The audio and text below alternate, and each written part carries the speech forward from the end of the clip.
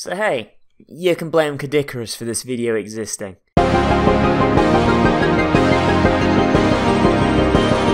Those of you that watch my Prey Let's Play know that I absolutely love the game to death, but to be quite honest, most of that love is in hindsight towards the end of the game. At the time of writing, Caddicarus, a reviewer who I quite like, just posted a video titled, "Why Prey Fucking Bored Me?"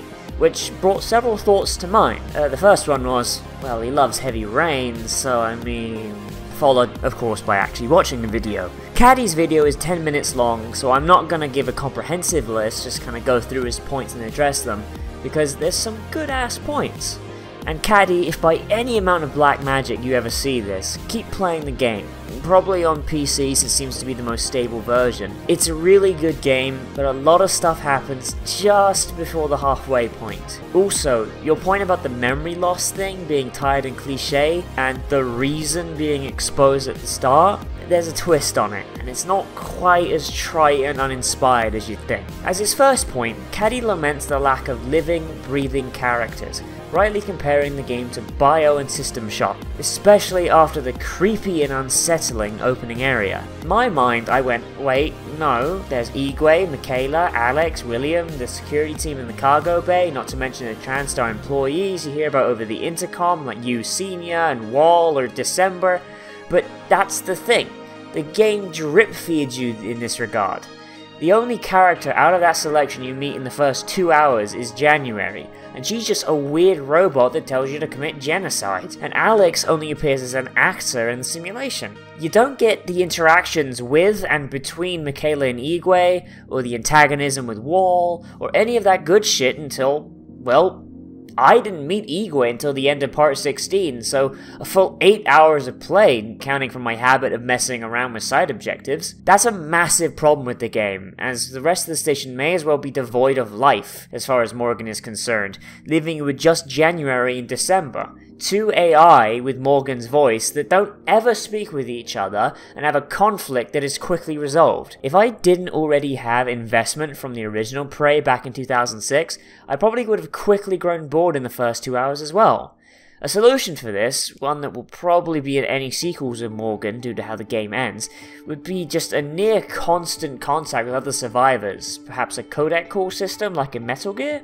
Caddy's point on the writing of the documents being poorly written and audio logs being shit we already know while people scream in the background is also a matter of personal opinion. I personally love it, as you get glimpses of the disaster as it happened, instead of the aftermath Morgan wakes up in. Like at the start of a zombie movie where the world still has 8 billion people on it, and there's zombies picking people off in the middle of an otherwise normal day as the news story plays about a strange rash of murders on the telly, as opposed to a small group of survivors living off tins of beans. Caddy's second point was regarding the Typhon aliens, and I'll admit he has a point.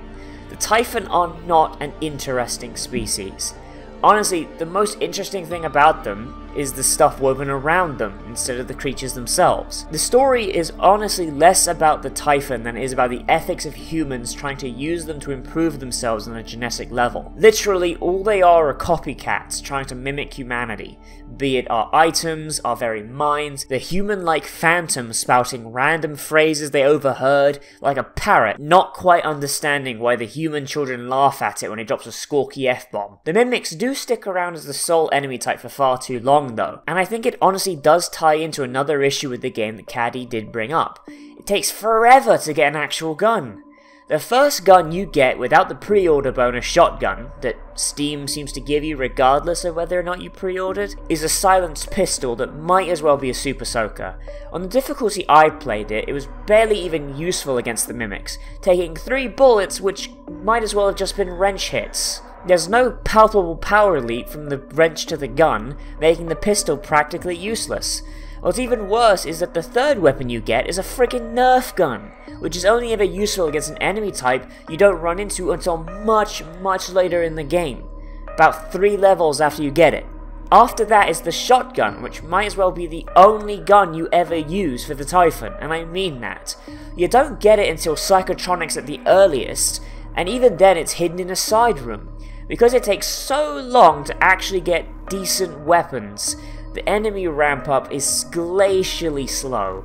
Once you get the pistol, phantoms start showing up, but you'll probably still use the wrench because the pistol is shit, with other new types of Typhon being slowly added with each new level.